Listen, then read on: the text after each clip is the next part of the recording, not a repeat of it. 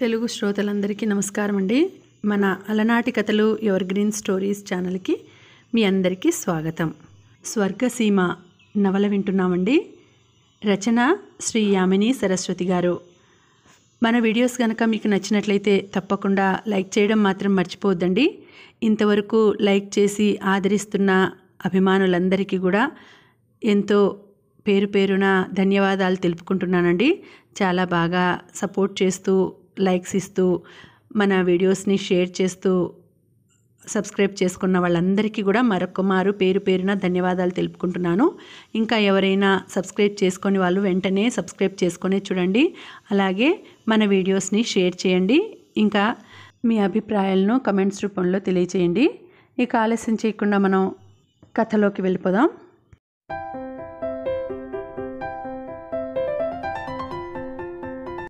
ఆలోచనలు, అందులో మనిషికి తన వైపు వాదన బలం పెంచుకోవాలనుకునేవారు ఆలోచనలతో తేనెలో పడ్డ ఈగల్లే అవుతారు. ఇక అందులో తారట్లాడుతూ ఉండాల్సిందే తప్ప యువతలకి రాలేరు. మళ్ళీ ఆలోచనలు కమ్ముకున్నాయి. అయినా దీనికి పరిష్కారం ఏమిటి? అయితే దాన్ని పనిలోంచి మాన్పించగలిగింది. అయితే కానీ రేపు మరో మనిషిని ఏర్పాటు చేసుకోదా? తానెలాగూ పని చేసుకోలేదు. ఆ వచ్చే మనిషి దీనికంటే బుద్ధిమంతురాలనే నమ్మకం ఏమిటి? ఆ మాటకొస్తే పాపం ఇదే కాస్త మెరుగనిపిస్తుంది. పనిలోకి వచ్చినప్పటి నుంచి తను గమనిస్తూనే ఉంది. ఓ చేతివాటుతనం కానీ, మరే దుడుకు పనులు కానీ లేవు. తలబిరుసు సమాధానాలు ఇవ్వదు. కానీ ఈసారి అది నేరుగా తన కాపురానికే ఎసరు పెట్టింది. తనైతే ఈనాడు కనుక్కోబట్టి బయటపడింది. కానీ ఇలా ఎన్ని రోజుల నుంచి జరుగుతోందో. అందువల్లనేనేమో అది తను ఎన్నిసార్లు వెళ్ళిపోమన్నా మళ్ళీ రమ్మన్నప్పుడల్లా నవ్వుకుంటూ వచ్చేది. తన కళలు తెలిసిన మనిషిలే అనుకుంది తప్ప ఈ రహస్యం తనకేం తెలుసు? భగవాన్, ఎలా? అసలు తను ఇలా తప్పంతా దానిదని ఆలోచిస్తుంది కానీ నిజంగా ఆలోచిస్తే దానిది ఏమీ తప్పులేదేమో. మాధవ్ ముందుగా తనే చొరవ చేసుకున్నాడేమో. అయ్యగారు అందున అందగాడు. తనని కోరితే దానిలాంటిది తిరస్కరించినా దోషమే, అంగీకరించినా దోషమే. పాపం దానిదేమి తప్పులేదేమో. అనవసరంగా తను దాన్ని అనుమానిస్తోందేమో. ఏమైతేనేం తప్పు జరిగిపోయింది. కారణం ఎటు నుంచి అయితేనేం, ఎవరైతేనేం తను ఏదైనా సహిస్తుంది. కానీ తనతో భర్తని ఎవరైనా పంచుకోవటం మాత్రం సహించలేదు. దండించి ఖండించి తీరుతుంది. అయినా భర్తే తప్పు చేశాడేమో అని అనుకునేసరికి ఒళ్ళంతా కంపనమెత్తినట్టయింది శ్రీదేవికి. ఎంత మోసం! తనతో ఎన్నిసార్లు ఎన్ని ప్రమాణాలు చేశాడు. నిన్ను తప్ప వేరే స్త్రీని ముఖమే చూడనన్నాడు. చివరికంతా ఇలా చేశాడు. చిచి! ఎవత్తెవత్తేనో కులికి వచ్చి తనతో మళ్ళీ తనని ప్రేమించానంటాడు. ప్రేమంటే ఇదేనా? భార్య కాస్త కనుమరుగైతే చాలు, ఎవరు దొరికితే వాళ్లతో పోవటమేనా? ఇక నిగ్రహించుకోలేకపోయింది. విసవిసా నడిచి నేరుగా మాధవ్ ఎదురుగా వెళ్ళి నుంచుంది. మాధవ్ కుర్చీలో అలసటగా పడుకొని ఆలోచిస్తున్నాడు. ముఖమంతా చెమటలు పట్టి అతని మనోవ్యాకులతని వ్యక్తపరుస్తోంది. అతనికి ఏమీ పాలుపోవటం లేదు. ఒక మాట అడుగుతాను, చెప్తారా? అతను కళ్ళు తెరిచి చూశాడే కానీ జవాబు ఇవ్వలేదు. నిజమే చెప్పాలి, నిదానంగా అన్నాడు. చెప్పింది నిజమేనని నమ్మే నమ్మకం నీలో ఉందా? అది నా ఇష్టం. మీ మాటల్ని బట్టి తేల్చుకుంటాను. ఇక నన్నడిగి లాభం? మండిపడి అంది. సరే చెప్పండి, ఈనాడిలా ఎందుకు జరిగింది? దీనికి కారణం ఎవరు? తాపీగా అన్నాడు. అసలు ఏం జరిగిందో నీకు తెలుసా? అడిగి తెలుసుకునే ఓపిక ఉందా ముందు? చీత్కరిస్తూ అంది. విపులంగా మళ్ళీ చెప్పక్కర్లేదు, నేను ఊహించుకోగలను. కారకులు ఎవరో చెబితే చాలు. పెదవి విరుస్తూ అన్నాడు. లాభం లేదు. జరిగింది ఏమిటో తెలుసుకోకుండా ఇలా ప్రశ్నిస్తే నీకు సమాధానం దొరకదు. చెప్పినా అర్థం కాదు. అయితే చెప్పరా? చెప్పానుగా, అదే అడుగుతున్నాను. దోషం ఎవరిది? నిశ్చల స్వరంతో అన్నాడు. ఎవరిది తప్పులేదు. నిప్పులు కురిసేలా చూసి అంది. అవును, ఎవరిది తప్పులేదు. యవ్వనందది ఆ తప్పు, అంతేనా? ప్రళయ గర్జ నిర్ఘోషంగా అన్నాడు. నోర్మొయ్! నోటికి ఎలా వస్తే అలా అనేస్తే పర్యవసానం బాగుండదు. ఏం కొడతారా? ఛీ! నిన్ను కొడతానా? దానివల్ల లాభం ఏమిటి? దున్నపోతుపై వర్షం కురిసినా ఒకటే, కురవకున్నా ఒకటే. అసహ్యం అంతా స్ఫురించేట్టుగా అన్నాడు. అంత అసహ్యమైతే ఇహ వారితో కలిసి ఉండడం కూడా కష్టమే. పైగా తప్పు కూడాను. అది తెలియదా? అతను వెంటనే జవాబియ్యలేదు. ఏం జవాబివ్వరో? అది పెద్దవాళ్లతో పని తాపీగా అన్నాడు. ఎందుకు పెద్దవాళ్ళు? మధ్యన కాపురం చేసేది నేను, చేయించుకునేది మీరు. ఇది నా మధ్య విషయం. దీనికి ఇక పెద్దవాళ్ళు ప్రమేయం ఏముంది? అయితే అంతా నిర్ణయించుకున్నావన్నమాట. ఇహ నన్ను అడగటం ఎందుకు? సరే, నన్ను పంపించేయదలుచుకుంటే అదే మీ అభిమతమైతే ఇప్పుడే ట్రైన్కి వెడతాను. ఆగు, నిన్ను పంపించటం నా అభిమతం కాదు. వెడతానంటే సరే, అంతేకాని నా మీద నింద ఎందుకు? నింద ఏముంది? వెడతాను. కారణం ఎవరైనా వెళ్ళటం తప్పదు. ఇహ మరేమీ అనటానికి ఆస్కారం ఇవ్వకుండా వెళ్ళి సూట్ కేసులో చీరలు రవికలు సర్దుకోసాగింది. బాబు గుడ్డలు కూడా తీసిపెట్టుకుంది. అన్నీ మరోమారు చూసుకుని లాక్ చేసింది. తర్వాత సూట్ కేసు తీసుకుని బయట పెట్టి బాబుని భుజానికి ఎత్తుకుంది. పోబోతుంటే అన్నాడు, అయితే వెడుతున్నావన్నమాట. వెళ్లే ముందు ఒక్క క్షణం ఆగు. నే చెప్పేది బాగా విన్నాక నీవు ఏం చేసినా సంతోషమే. సాయంకాలం నీవు గుడికి వెళ్ళాక రాజమ్మ వచ్చింది. తన కొడుక్కి అమ్మవారు పోసిందంటూ భర్త ఊళ్ళో లేడని ఓ 10 రూపాయలు ఇవ్వమని అడిగింది. సరేనని ఇవ్వబోతుంటే నీకు చెప్పవద్దని కోరింది. మొన్ననే జీతం ఇవ్వటంతో మళ్ళీ ఇలా అడిగితే నీవు కోపడతావని చెప్పొద్దంది. బ్రతిమాలితే సరే అన్నాను. ఇందులో ఏముంది లెమ్మన్నాను. అదే నీవు విన్నావు. ఆ విషయం చెబితే నీవు నమ్మక ఆమెను అనుమానించి పంపావు. పైగా అనవసరంగా అపోహలు పెంచుకుని ఇప్పుడు వెళ్ళిపోతున్నావు. ఎలాగూ ఈ వారంలో కాన్పుకు వెళ్లేదానివే, అలాగే వెళ్దువుగాని. అయితే నాపై అపోహతో మాత్రం వెళ్ళిపోవద్దు. నా మాట నమ్ము. నీవు ఊహించుకునేటంత నీచుడిని కాను. నీకా విషయం అర్థం కాదు. భార్యాభర్తలన్నాక సామరస్యం ఉండాలి. ఎప్పుడూ ఇలా చీటికి మాటికి రగడలవుతుంటే అది బావుండదు. 2 చక్రాల్లా సంసార శకటాన్ని లాక్కెళ్ళాలి. అంతేకాని విడితే సాగటానికి మనం అసురులం కాదు. ఒక్క ఆయనకే ఏకచక్ర రథ సారథ్యం అయింది. నా మాట నమ్ము. ఇందులో దోషం ఎవరిదీ లేదు. ఆవేశపడటం సహజం. అయితే తర్వాత సవరించుకోవటంలోనే ఆనందం ఉంది. అంతా వింది. కానీ ఉండిపోవటానికి మనసొప్పలేదు. వెళ్ళటానికి నిశ్చయించుకుని అంది. కానివ్వండి, మీరు చెప్పేది చెప్పారు. ఎలాగూ వెళ్ళాలి. నేను వెడుతున్నానిప్పుడే. మీరు జాగ్రత్త. మీ విషయం తర్వాత వెడుతూనే ఉత్తరం రాస్తాను. బయటికి వెళ్ళి రిక్షా కోసం చూసి లేకపోవడంతో బాబుని భుజాన వేసుకుని ఓ చేత్తో సూట్ కేసుని అందుకుని భారంగా నడవసాగింది. మాధవ్ నిశ్చేష్టుడై ఉండిపోయాడు. కనీసం వెంట వెడదామన్న ఊహ కూడా రాలేదతనికి. 2-3 మాసాలు గడిచాయి. శ్రీదేవి ఆ వెళ్ళటంగా వెళ్ళింది. జాబు లేదు. మాధవ్ శ్రీదేవి వెళ్ళిన క్షణం నుంచి వారం రోజుల దాకా మనిషిగా లేడు. పరధ్యానంగా ఎప్పుడూ ఆలోచిస్తూ ఉండేవాడు. అసలే అతను అదో తరహా వ్యక్తి. ఎవరిని దేనికి నొప్పించే తత్వం కాదు. అవసరానికి మించి ఓ పలుకైనా ఆడేవాడు కాదు. ఆఫీసులో అతన్ని అంతా రంగు రుచి వాసన తెలియని మనిషి అంటూ ఉంటారు. ఒక్కొక్కరైతే ఎదురుగానే అంటుంటారు. అయినా చిరునవ్వు నవ్వేసి వెళ్ళిపోయేవాడు. అలాంటివాడు ఈ సంఘటన జరిగాక మనిషి మరీ మౌని అయ్యాడు. ఆఫీసు పనిలో కొంత మాంద్యం కూడా వచ్చింది. అయినా అతని సీట్ ఏమంత అర్జెంటుది కాకపోవడంతో ఓ వారం రోజుల పని అంతా ఒక్క రోజులోనే చేసేయచ్చు. అందుకై ఆఫీసులో అతనికి ఏ ఇబ్బంది కలుగలేదు. పెళ్ళయ్యాక అతనెప్పుడూ శ్రీదేవిని విడిచి ఉండలేదు. ఆవిడ తొలి కాన్పుకి వెళ్ళిన రోజుల్లో కూడా వారం వెళ్ళి వస్తూ ఉండేవాడు. వెళ్ళినప్పుడైనా 2-3 రోజులకి తక్కువ ఉండేవాడు కాదు. అందుకని ఇప్పుడు అతనికి ఆవిడ ఎడబాటు రెట్టింపు బాధ కలిగించసాగింది. ఆవిడ వెళ్ళిన మరురోజు ఉదయమే అతనికి అంతా గాబరాగా ఉండింది. వేడినీళ్లు కాచుకునే ఓపిక లేక చన్నీళ్లే పోసుకున్నాడు. హోటల్కి వెళ్ళి భోజనం చేసి వచ్చాడు. ఆ రోజంతా ఎలాగో గడిచిపోయింది. కానీ ఆఫీస్ నుంచి సాయంకాలం ఇంటికి వచ్చేసరికి అంతా బోసిగా బావురు మంటున్నట్టుగా ఉండి ఎలాగో అయిపోయాడో. ఆ ఆలోచనల్లో ఆకలి, భోజనం, హోటల్ విషయం గుర్తుకి రానేలేదు. దాదాపు 9 గంటల ప్రాంతంలో ఆకలి వేసింది. ఇహ అప్పుడా వేళ హోటల్కి వెళ్ళినా చల్లారిపోయిన మెతుకులే కదా అనుకుని భోజనం ప్రసక్తి మానుకొని ఇల్లంతా వెతికాడు ఏమైనా ఉందేమోనని. బాగా మాగిన అరటిపళ్ళు 2 కనిపించాయి. ఆకలి మీదనో బాగా పండటం వలనో అతని పాలిటికే అవి అమృత ఫలాల్లాగా అనిపించాయి. తర్వాత చల్లగా చల్లారిపోయినట్టున్న పాలని గటగటా త్రాగేశాడు. చప్పగా ఉండడంతో చక్కెర కోసం కాలించాడు. మొదట కనిపించకపోవడంతో విసిగేసి అలాగే తాగేశాడు. అప్పుడతనికి చిన్నప్పుడు తన గురువుగారు వంట చేసుకుని భోజనం చేస్తూ ఓ ప్రాచీన శ్లోకం గుర్తుకు వచ్చింది. సయం పంచముఖా పుత్రౌ షడానన గజానన దిగంబరం కథం జీవేత్ అన్నపూర్ణ నచేత్ గృహం. తర్వాత ఇంకా ఆకలి అనగకపోవడంతో ఇల్లంతా లైట్లు వేసుకుని ఒక్కో అల్మారా జాగ్రత్తగా వెతికి ఎలాగైతేనేం చివరికి మరమరాలు, శనక్కాయలు, శనగపప్పులు వేయించి కలిపిన డబ్బా వెతికి పట్టుకొని ఖాళీ చేసేశాడు.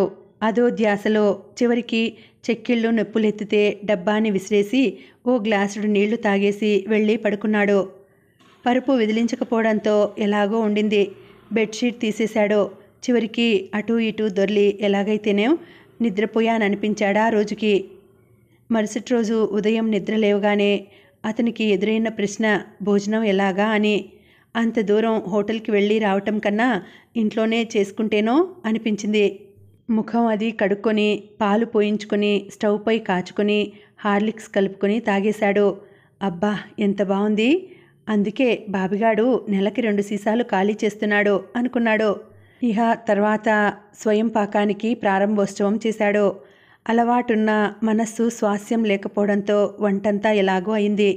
చివరికి భోజనం ఎలాగో పూర్తి చేసుకుని త్వరగా ఆఫీస్కు వెళ్ళాడు. సైకిల్ అంతా మట్టి కొట్టుకొని పోయింది. తిడవబోయి షర్టుకి అక్కడక్కడ 1-2 మరకలు చేసుకుని ఇహ కాదనుకుని వెళ్ళిపోయాడు. ఇహ ఆ తర్వాత భోజనం ఓ దగ్గరి మెస్లో ఏర్పాటు చేసుకున్నాడు. ఆఫీస్ నైట్ వాచర్ని పిలిచి తన భార్య వచ్చే వరకు ఇల్లు శుభ్రం చేసే పని ఏర్పాటు చేశాడు. ఆ కుర్రాడు అదోటి కాక అలా అలా పై పనులు కూడా చేసేవాడు. నీళ్లు కాచేవాడు. కాఫీ చేస్తానంటే వద్దని బోర్నవిటా కలిపి ఇచ్చేది నేర్పాడు. ఎలాగో కాలం గడుస్తోంది. అయినా అతనికి జీవితం అంతా చక్కగా ఉన్న ఉప్పు లేక రుచి చచ్చిన కూరతో భోజనంలా ఉంది. ఒక్కోసారి అలా వెళ్ళి వద్దామా, ఎంత 2 గంటల ప్రయాణమే కదా అనుకునేవాడు. కానీ మళ్ళీ తను ఎంతో లోకువ అయినట్టుంటుందని మానేసేవాడు. తనకి, బాబుకి, శ్రీదేవికి చాలా ఇష్టమైన స్వీట్స్ చూసినప్పుడల్లా బాధ అయ్యేది. బాబు బాగా గుర్తుకు వచ్చేవాడు. అది మరీ బాధని కలిగించేది. ఆ ఆసామి ఎప్పుడైనా ఎదురైతే ఏం సార్ ఈ మధ్య స్వీట్స్ తీసుకెళ్ళటం లేదు అని అడిగేవాడు. అదో బాధ విశేషం అనుకుని ఇక అటుగా వెళ్ళటమే మానుకున్నాడు. ఏది ఎలా అయినా కాలం ఆగదు కదా. ఇట్టే 2 మాసాలు గడిచిపోయాయి. అయినా ఇటు నుంచి కానీ అటు నుంచి కానీ ఏమీ జరగలేదు. శ్రీదేవి ఎప్పుడూ గుర్తుకు వచ్చేది. బహుశా ప్రసవం అయి ఉంటుందేమో అనుకునేవాడు. ఆ ఊహ మెదులుతూనే విపరీతమైన బాధ గుండెల్లో మెలేసి ఇంట్లో నిలవనిచ్చేది కాదు. బయటికి వెళ్ళి ఇష్టం వచ్చినట్టు వీధులన్నీ సరిచేసి తిరిగి ఏ రాత్రికో ఇల్లు చేరుకునేవాడు. 3 మాసాలు నిండాయి దేవి వెళ్ళి. ఓ రోజు సాయంకాలం 5 దాటాక ఆఫీస్ నుంచి తిరిగి వస్తున్నాడు. కొండారెడ్డి బుర్జు దాటి డౌన్లో వచ్చేస్తుంటే సైకిల్ జోరుగా పోతోంది. ఎవరో కేకేశారు. తల తిప్పి చూశాడు. ఎవరూ కనిపించలేదు. మళ్ళీ ముందుకు సాగాడు. డౌన్ కాబట్టి ఆగలేక మాధవరావు గారు, మాధవరావు గారు చప్పట్లు కొడుతూ పిలిచారు ఎవరో. ఇహ తప్పనిసరి అయి సైకిల్ దిగాడు. అటు ఇటు పరకాయించి చూసేసరికి ఆర్టీసీ బస్టాప్ నుంచి వచ్చాడు శ్రీదేవి వాళ్ళ ఊరి రైతు. మాధవ్కి ఆ ఊళ్ళో అంతా కాస్తో కుస్తో పరిచయమే. కానీ 1-2 పేర్లు తప్ప ఎవరూ బాగా గుర్తుగా తెలీదు. రోడ్ని దాటి దగ్గరగా వచ్చి నమస్కారాలండి అన్నాడు. తిరిగి నమస్కారం చేస్తూ ప్రశ్నించాడు మాధవ్. ఎప్పుడొచ్చావు? అంతా కులాసా? ఉదయం వచ్చానండి. మా అబ్బాయిని ఇక్కడే కాలేజీలో చేర్పించానండి. చూడటానికి వచ్చాను. చిరునవ్వు నవ్వుతూ నార్మల్గా అడిగాడు. ఇంకేంటి విశేషాలు? పైకి ఊరికే అడిగినట్టు శ్రీదేవి కబుర్లు ఏవో చెప్పకపోతాడా అని మనసులో ఓ మూల లేకపోలేదు. ఏమున్నాయి బాబు, మీకు తెలియని కబుర్లేం చెప్తాం. అయినా జిల్లా ముఖ్య పట్టణంలో ఉన్నారు, మీరే చెప్పాలి. పల్లెటూరి వాళ్ళకి మాకేం తెలుస్తాయి అని ఒక క్షణం ఆగి ప్రశ్నించాడు. ఏమిటి బాబు, మీరీ మధ్య ఊరికి రాలేదు? పల్లెవాళ్ళకి ఇంకా పై మాలిష్ వ్యవహారాలు అలవాటు కాలేదు. నేరుగా అడిగేస్తారు. అన్ని పట్టణాల్లో వాతావరణం కలుషితమై మనుషులు మారినంతగా ఈ పల్లె జనం ఇంకా మారలేదు. నల్లగా మసి పూసినట్టయింది అతని ముఖం. తడబడుతూ అన్నాడు, ఏమీ లేదు, రాకేం, రావాలనే ఉంది. కానీ ఆఫీస్లో పని ఎక్కువగా ఉంటుంది, సెలవు ఇవ్వటం లేదు. ఏం చేస్తాం చెప్పు? జీవితాలని అమ్ముకున్నాక వాళ్ళిచ్చే జీతాలకి బానిసలం అయ్యాక ఇక స్వతంత్రం ఏముంది?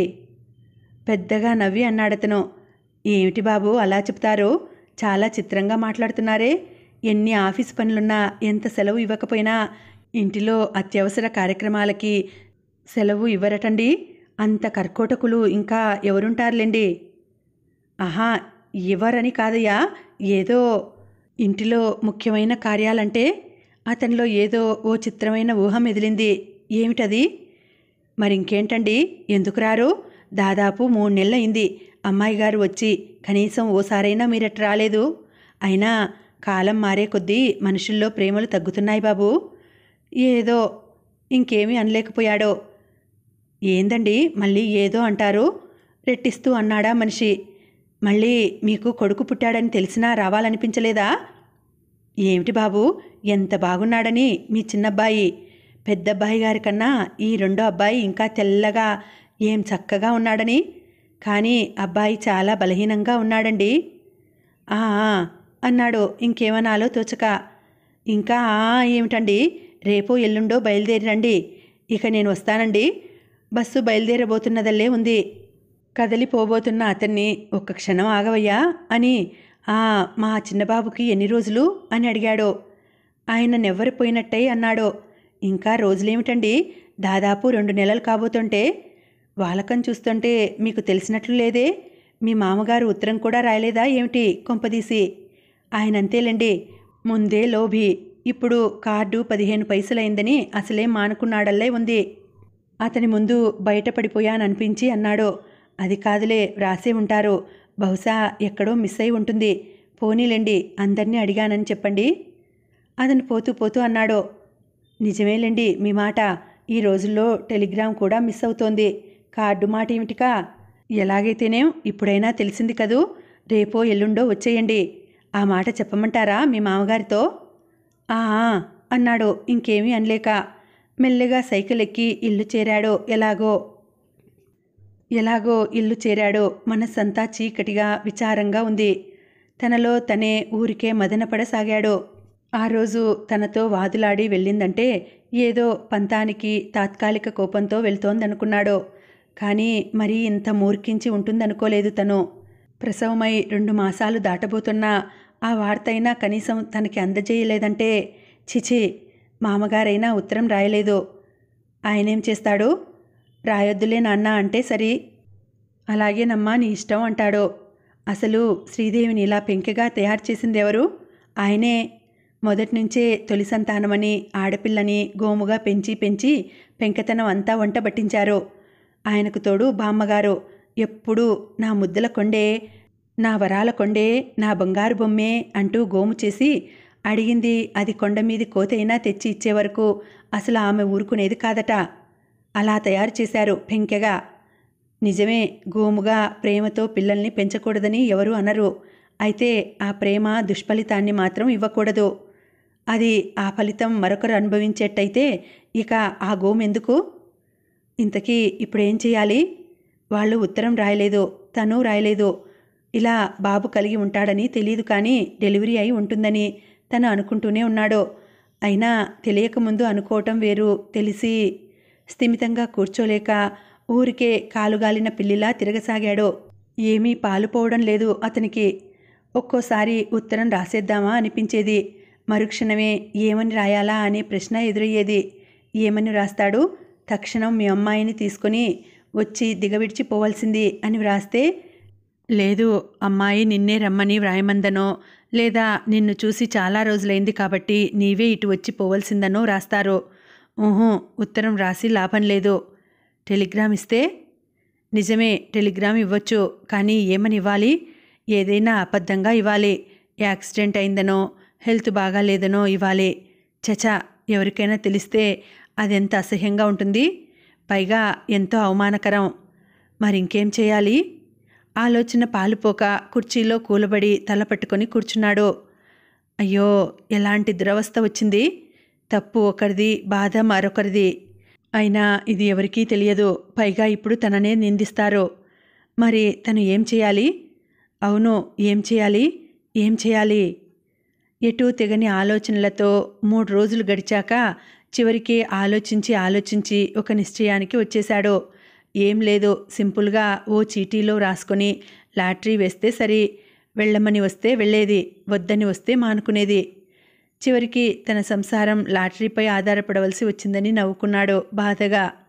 ఎలాగైతేనేం ఆ నిర్ణయానికి వచ్చాక మనసెంతో తేలికైంది. గబగబా వెళ్ళి 2 చీటీలు తయారు చేసి ఒక దానిలో వెళ్ళాలి, మరో దానిలో వెళ్ళొద్దు అని వ్రాసేసుకుని ఉండలు చుట్టి బాగా కలిపేశాడు. ఏది ఏదో గుర్తుపట్టేట్టు లేకుండా చేసివేశాడు. అయినా తనే చీటీ ఎత్తే ధైర్యం లేకపోయింది.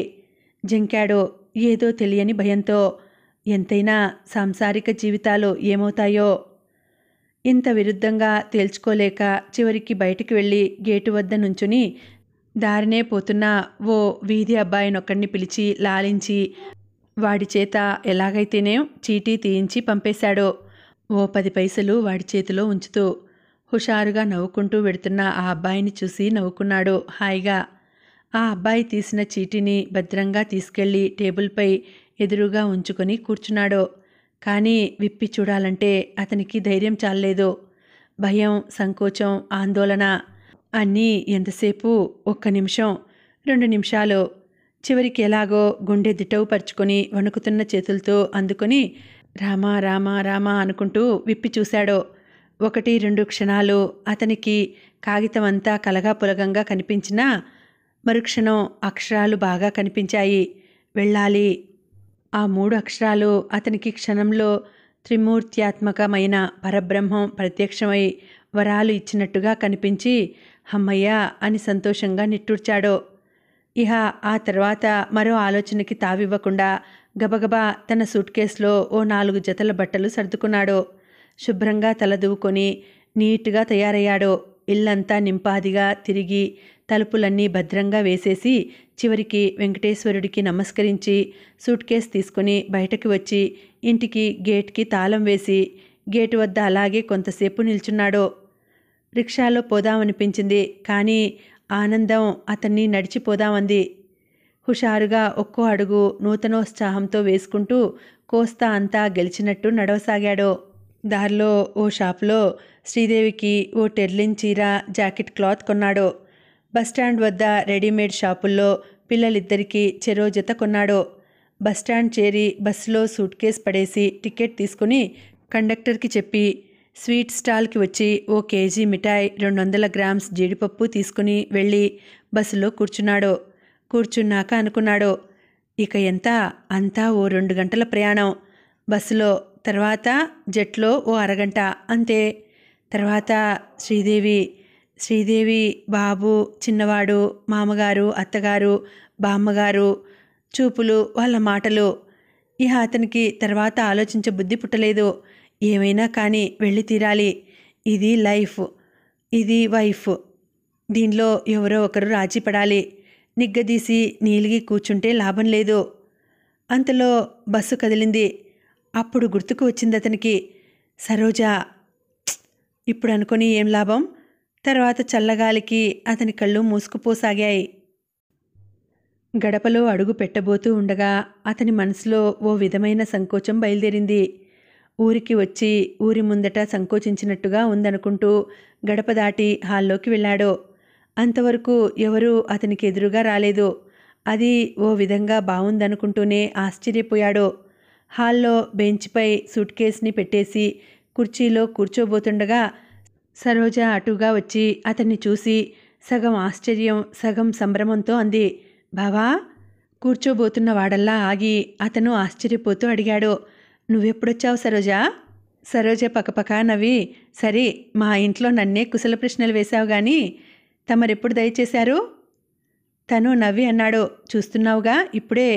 అయితే ఓ క్షణం ఆగండి, కాళ్ళు కడుక్కునేందుకు నీళ్లు తెస్తాను. రివ్వున బాణం దూసినట్టుగా పరిగెత్తిపోయింది.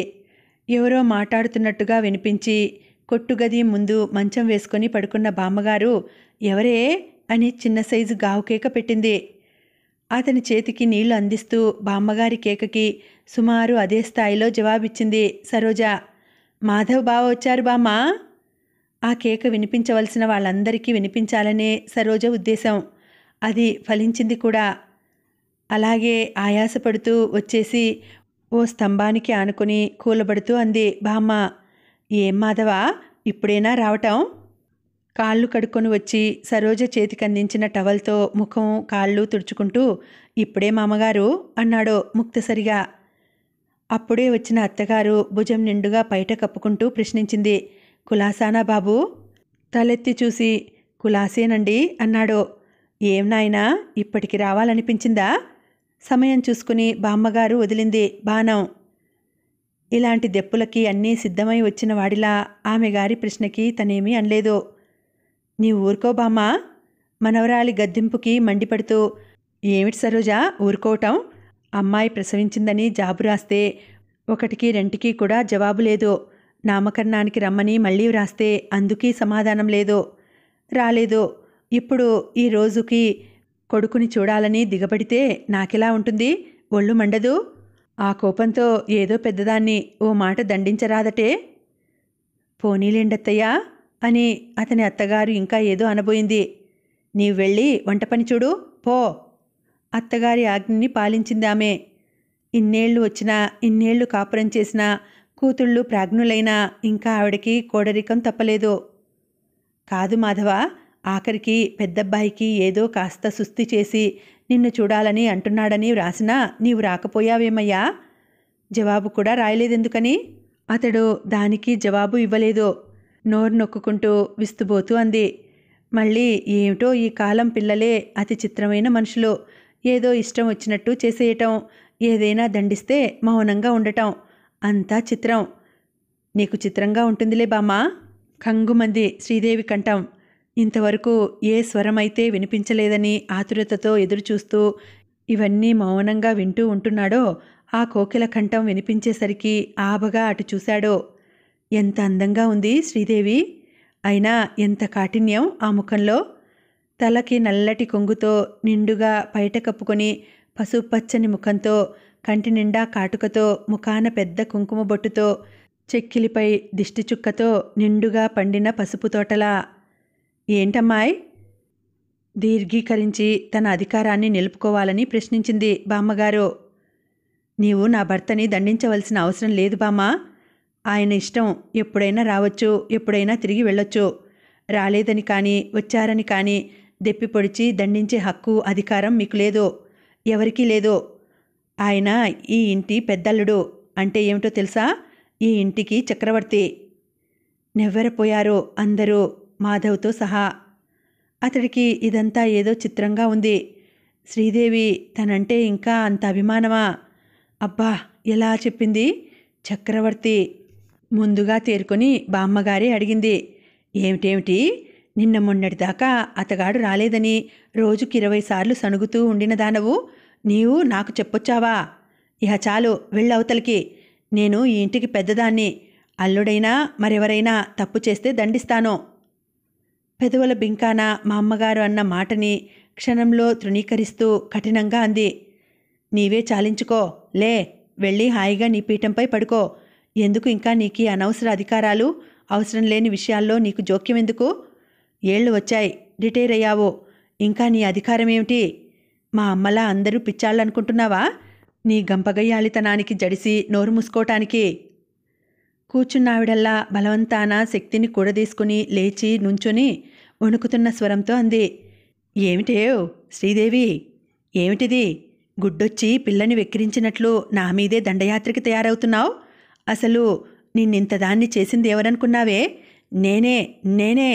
అలాంటి నన్నా ఎదిర్చి మాట్లాడతావా? పో, అవతలికి పో. ముందిక్కడి నుంచి పో. వినపట్టంలా? వెళ్ళమంటుంటే. అబ్బబ్బా, ఏమిటర్రా మీ వాదులాట? తర్వాత తీరిగ్గా పోట్లాడుకోవచ్చు. ముందు ఆయనకేం కావాలో విచారించండి, ఆ తర్వాత మీ ఇష్టం. విసుగ్గా అన్న సరోజ మాటలకి మండిపడుతూ అంది శ్రీదేవి. సరోజా, నీకెన్ని పర్యాయాలు చెప్పాను నా విషయంలో జోక్యం కల్పించుకోవద్దని? నా ఇష్టం. నా భర్తకి నేనేమైనా ఇస్తానో, ఇవ్వనో, గౌరవిస్తాను, గౌరవించను. ఈ ఇంట్లోనైనా నా ఇంట్లోనైనా ఆయన వసతులు చూసే హక్కు బాధ్యత నావి కానీ నీవి కావు. జవాబివ్వకుండా రుసరుసలాడుతూ విసవిస తల్లి దగ్గరికి వెళ్ళిపోయింది సరోజ. తనలో తానే ఏదో గొనుక్కుంటూ వెళ్ళింది బామ్మగారు. బహుశా ఈ కాలం అమ్మాయిల చిత్తవృత్తిని గురించి ఆశ్చర్యపడి అందులోంచి తేరుకోలేకపోయి ఉండవచ్చు. ఇహ ఆ హాల్లో వాళ్ళిద్దరే మిగిలారు. సూటిగా ఒకరి ముఖంలోకి ఒకరు చూసుకోలేకపోతున్నారు. చివరికి శ్రీదేవి రండి అని మెల్లగా పిలిచి తన గదివైపు దారితీసింది. మౌనంగా ఆమె వెంటనే వెళ్ళబోతున్న వాడల్లా మామగారు పిలవడంతో ఆగిపోయాడు. ఓ మాధవ్, ఎప్పుడూ రావటం? కులాసా? ఇంట్లోకి ప్రవేశిస్తూనే పలకరించాడు అల్లుడిని. ఇప్పుడేనండి, కులాసానే. ఆ, ఏమిటి విశేషాలు? ఆఫీసు విషయాలు ఎలా ఉన్నాయి? వర్క్ ఏమిటి, ఎక్కువైందా తక్కువైందా? మనసులోనే నాన్నని విసుక్కుంటూ చురుగ్గా ఆయన వైపు చూసి తన గదిలోకి వెళ్ళిపోయింది, ఏదో భర్తకి సైగ చేసి. అలాగే ఉందండి, పెరగలేదు తరగలేదు అన్నాడు మాధవ్. ఆయన తరహాయే అంతా. ఎప్పుడు వచ్చినా అవే ప్రశ్నలు, అదే పలకరింపు. అంతకు మించిన ఆప్యాయత కనపరచడు. దానికి లోటు లేదు. తర్వాత ఆ విషయం ఈ విషయం మరో 10 నిమిషాలు మాట్లాడాక హఠాత్తుగా ప్రశ్నించారు. ఏమిటి, నీవు ఇంకా ఈ వేషం మార్చుకోనేలేదా? వెళ్ళు. తను లేచి వెళ్ళటానికి సిద్ధమయ్యాడు. మాధవ్ తన సూట్ కేసు అందుకుని శ్రీదేవి గదివైపు వెళ్ళాడు. ఏమేవ్, అబ్బాయొచ్చాడు, ఏదన్నా మంచి టిఫిన్ ఉందా? ఏమిటి మెనూలో? నవ్వుతూ వంటింట్లోకి ప్రవేశిస్తూ ప్రశ్నించాడు. పోదురు, మీదొక వేళాకోళం. అది కాదే, అల్లుడొచ్చినప్పుడే కదా నాకు ఏదో కాస్త మంచి మంచి వంటలు దొరికేది. అందుకనే ముందుగానే భోజనంలో స్పెషల్ ఏమిటా అని అడుగుతున్నాను. ఏముంది, మీరే చెప్పండి. ఏం చేస్తావబ్బా? బెండకాయ దొండకాయ వేపుడు చెయ్యి, చుక్కకూర పప్పు సరే. ఇహ అప్పడాలు వడియాలు మామూలే. ఇహపోతే మీగడతో పెరుగు, ఆవకాయ తీసి మరవకుండా తిరగమాత వేయి. ఇంకేమిటబ్బా? సరే ముసిముసి నవ్వులు నవ్విందామే. ఆమె నవ్వు చూసి, ఇవన్నీ నాకనుకుంటున్నావా? నీకోసం కూడా. అబ్బాయి పేరు చెప్పి మనము తినేద్దాం. తర్వాత మళ్ళీ ఛాన్స్ ఎన్నాళ్లకో ఎన్నేళ్లకో. అంతలో సరోజ రావటం గమనించి ఆవిడ జవాబు ఇవ్వలేదిక. ఆయన బయటికి వెళ్ళిపోయాడు. నలుగురు భోజనానికి కూర్చుని ఉంటే మాధవ్ అత్తగారు ఒక్కతే వడ్డిస్తోంది. వంటింటి గడప నానుకుని కూర్చొని బామ్మగారు పై ఆర్డర్లు వేస్తోంది. చుక్కకూర పప్పు కలుపుకొని నెయ్యి వేశాక అడిగి ఇంకాస్త వేయించుకొని కలుపుకొని ముద్ద నోట్లో పెట్టుకోబోతున్నాడు. చూశావా మాధవ్, ఎప్పుడైనా ఇలాంటి కూరలకి నెయ్యి కాస్త అధికంగా వేసుకుంటేనే రుచి. అసలు నెయ్యి శరీరానికి మంచి పుష్టినిస్తుంది. ఈ కాలం వాళ్ళు మీరు బాగా తినలేరు, జీర్ణించుకోలేరు. ఆయనెవరో అన్నట్లు మీకు ఒక ఇడ్లీ చాలదు, 2 ఇడ్లీలు ఎక్కువవుతాయి. తర్వాత తన చమత్కారానికి తానే నవ్వుకొని మాధవ్ వైపు చూశాడు. కానీ దానికి మాధవ్ సమాధానం ఇవ్వకపూర్వమే సరోజ జవాబిచ్చింది. అందుకే నాన్న, పూర్వం బ్రాహ్మణులు డబ్బులు తిరిగి అమ్మకాలు జరగని రోజులలో పెరుగుకి 1 ఎకరం, నెయ్యికి 1 ఎకరం, పాలకి 1 ఎకరం అని మాన్యాలు పెట్టారట. ఈ విషయాలు ఇప్పటికీ మా హాస్టల్లో చెప్పుకొని నవ్వుకుంటూ ఉంటారు అన్నది సరోజ. తృప్తిగా తేంచి అన్నాడు. మీకేం తెలుసమ్మా మన భోజనాల సంగతి? నన్నడుగు, చెబుతాను. మనలో బ్రాహ్మణ్యం అన్ని విధాలా పోయినా ఇంకా మన బ్రాహ్మణ్యాన్ని నిలిపేవి కొన్ని లక్షణాలున్నాయమ్మా. పిచ్చివాళ్ళు, మీకేం తెలుసు? అసలు బ్రాహ్మణుడు పుట్టకముందే వాడికి భోజన ప్రియత్వం పుడుతుంది. చెబుతా విను మన లక్షణాలు. బ్రాహ్మణ భోజన ప్రియ, ఇది మొదటిది. ఎప్పుడైనా సరే బ్రాహ్మణుడు మంచి భోజనం పెడతారంటే బాగా ఇష్టపడతాడు. ఏం ఉన్నా లేకపోయినా మంచి భోజనం దొరికితే చాలు, వాడికి పరమ తృప్తి. కట్టను మంచి బట్ట లేకపోయినా బాధపడడు. కానీ మంచి తిండి లేకపోతే వాడు ఓర్చుకోలేడు. అసలు అరిటాకులో వడ్డించి 2 పచ్చళ్ళు, పప్పు, చారు, కూర వేసి ఇంత పెరుగు వేశారా, ఇహ బ్రాహ్మణుడు దేవేంద్ర పదవి అబ్బినంతగా సంతోషపడతాడు. ఇహ 2వ గుణం దీనికి సంబంధించిందే. అమంత్రణోత్సవ, ఇది మొదటి దానికి సంబంధించిందే. వాడెంత ధనవంతుడైనా ఎవరైనా భోజనానికి పిలిస్తే భలే మురిసిపోతాడు. మిగతా జాతుల్లో అధికారం ప్రాప్తిస్తే తోటి వాళ్లతో కూర్చుని భోజనం చేయటానికి రారు. కానీ బ్రాహ్మణుడు భోజనానికి పిలిస్తే సంతోషంగా వెడతాడు. ఇహ 3వ గుణం బ్రాహ్మణ నామనే కథం. అని కొంచెం మంచినీళ్లు త్రాగి ఏదో ఉపన్యాసం చెబుతున్నానని వింటూ భోజనం చేయకుండా వినకండి. భోజనం కానిస్తూ వినండి. ఏమన్నాను? అదే ఆ మూడో గుణం ఉందే, అదే మనలో రాచపుండు. ఒక ఊరిలో 3 ఇళ్ళున్నాయంటే సరే, ఒకరికొకరు సరిపోరు. అదేం దుర్లభమో, కలిసి బ్రతికే లక్షణం లేదు మనలో అని నిట్టూర్చి, అందుకే మనవి బుద్ధి జాడ్య జనితోన్మాదుల్ కదా సోత్రియుల్ అంది వరుధిని అన్నాడు. ఎవరూ జవాబు ఇవ్వకుండా భోజనం కానిస్తున్నారో ఆయనకి బ్రాహ్మణ్యంపై గల ప్రేమాభిమానాలని వింటూ. తరువాత చారు కలుపుకుంటూ, ఇంకా ఎన్నో ఉన్నాయి, అవన్నీ ఎందుకులే, అయినా మనకి అగ్రస్థానం వహిస్తోన్న లక్షణం ముందుగా చెప్పానుగా. అందరూ పకపకా నవ్వారు. తను నవ్వుతారేమర్రా, నిజం చెబితే మీకలాగే ఉంటుందిలే. మరి ఈ లక్షణాలు కాకపోతే మనలో ఆచారాలు ఇంకా ఏం మిగిలి ఉన్నాయి? అనుష్ఠానం ఉందా, ఆచారం ఉందా? అసలు సంధ్యావందనం సరిగా నేర్చుకున్న బ్రాహ్మణ కుర్రాడున్నాడా ఈ రోజుల్లో? పేరుకి బ్రాహ్మణుడు తప్ప, ఈ రోజుల్లో నూటికో కోటికో ఒక్కరు తప్ప ఇంకా చక్కని బ్రాహ్మణుడు ఎక్కడున్నాడో? అసలు యజ్ఞం చేసే బ్రాహ్మణుడే లేడే ఈ రోజుల్లో. చాలేండి నాన్న, ఎవరైనా వింటే నవ్విపోతారో, ఇంకా బీసీ నాటి ఊహలని గేలి చేస్తారో మనల్ని. ఆమె అన్నదానికి నవ్వుతూ, బీసీ నాటి వాళ్ళమేం కర్మమ్మా, చేతనైతే వాళ్ళని ఇంకాస్త వెనక్కి లాక్కుపొమ్మనో, రాముని కాలం నాటి వాళ్ళమనో, కృష్ణుని కాలం నాటి వాళ్ళమనో అనవనో. నీకు తెలీదమ్మా, మనం ఎంత వెనక్కి పెడితే ఎస్టిమేటో అంటే అంత మంచిది. మనల్ని ఎవరైనా ఏమైనా అంటే సంతోషించు, కోపమెందుకు? మనలో లేని విషయాల్ని ఎత్తి చూపే శత్రువు కన్నా మిత్రుడెవరు తల్లి? గంభీరంగా ఉండిపోయింది సరోజ. అటూ ఇటూ చూసి అన్నారు మళ్ళీ, ఎవర్రా, ఎవరూ సరిగా భోంచేయటం లేదే? ఏమేవ్, మాధవికి ఇంకాస్త కూర వేయి, ఇంకో అప్పడం కూడా వేయి, మరిన్ని వడియాలు వేయి. అబ్బెబ్బే, ఇవే చాలండి. టౌన్లో హోటల్ కూడు తినేవాళ్ళకి ఇవి తినాలంటే కష్టమండి. అవునులే, నిజమే. నిన్నటి సాంబారు, ఈరోజు కూర ముక్కలు, మరుసటి రోజు సాంబార్లో తినేవాళ్ళకి ఈ రుచేం తెలుస్తుంది అని బిగ్గరగా నవ్వాడు ఆయనే. మళ్ళీ ఓ క్షణం ఆగి అన్నారాయన, అన్నట్లు నీవు హోటల్ తిండి అంటే గుర్తుకు వస్తోంది. నీ పద్ధతేం బావలేదయ్యా. అమ్మాయి వచ్చి 3 మాసాలైంది, బాబుకి 2వ నెల కూడా వెళ్ళింది. ఎన్ని జాబులు రాశానో ఒక్కదానికి జవాబు లేదు, మనిషివి రాలేదు.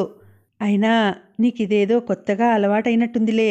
లేకపోతే జాబు రాసి పోస్టాఫీసులో వేసి ఇంటికి తిరిగి వచ్చేసరికి జవాబు వచ్చేదే మీ నుంచి. అదేం ఈసారి ఇలా చేశావు? మౌనంగా తల వంచుకొని ఒక్కో మెతికే నములుతూ ఆలోచించసాగాడు. ఏం చెప్పాలి? తనకు ఉత్తరం రాలేదు. ఆ విషయం చెబితే అబద్ధం చెప్పి బుకాయిస్తున్నాననుకుంటారో. ఏమైనా సరే, వచ్చిన అపవాదు ఎలాగూ వచ్చింది. ఈ కాస్తసేపు మౌనం వహిస్తే గండం కూడా గడిచిపోతుంది. అలా అనుకుని మౌనంగా ఉండిపోయాడు. పోనీలే, అన్నింటికీ సరే, అబ్బాయికి పేరు పెడుతున్నామన్నా రాలేదేం? అసలు విగ్రహాలకే పూజ లేకపోతే ఉత్సవ విగ్రహాలు ఉసోరుమన్నాయట. తమకు పూజే లేదని అలా ఉంది. అసలు ఉత్తరాలే రాలేదంటే నామకరణానికి రాలేదనటం. అయినా అతను దానికి జవాబు చెప్పలేదు. అంత తీరని రాజకీయాలేమిటో నాకేం అర్థం కాదు. పోనీలే, అవన్నీను. ఎలాగైతేనేం ఇప్పుడైనా వచ్చావు. ఇంతలో పెరుగు తీసుకుని వచ్చింది అత్తగారు. కలుపుకుంటూ అన్నారాయన, మీగడ పెరుగోయ్, ఇంకాస్త వేయించుకో, నీకిష్టమేగా. నాన్నా పిలిచింది సరోజ మెల్లగా. అది కాదు నాన్న, బావకి నీవు చెప్పకపోతే దీని రుచి తెలియదా ఏమిటి? అలా అనుకున్నా ఈరోజు నీవు దగ్గరుండి అన్నీ చెప్పావు. తర్వాత కర్నూలు వెళ్ళాక అక్కడెవరు చెప్తారు? ఉత్తరాపోసనం తీసుకుంటుండడంతో ఆయన జవాబు చెప్పలేదు. కానీ శ్రీదేవి గుర్రుగా చూసింది. సరిసరి, నీ భోజనం అయితే ఆకులు ఒక్కలు సర్ది ఉంచుకో అంది తల్లి సరోజతో. నాన్నగారు బావగారు లేచి వెళ్లడంతో పళ్ళెంలో చేయి కడుక్కొని తాంబూలం ఉంచటానికి వెళ్ళింది సరోజ అమ్మగారి ఆజ్ఞ ప్రకారం. ఇంకా ఉందండి, కథ కొనసాగుతుంది. మళ్ళీ వచ్చే వీడియోలో కలుసుకుంటాను. అంతవరకు సెలవు. నమస్తే.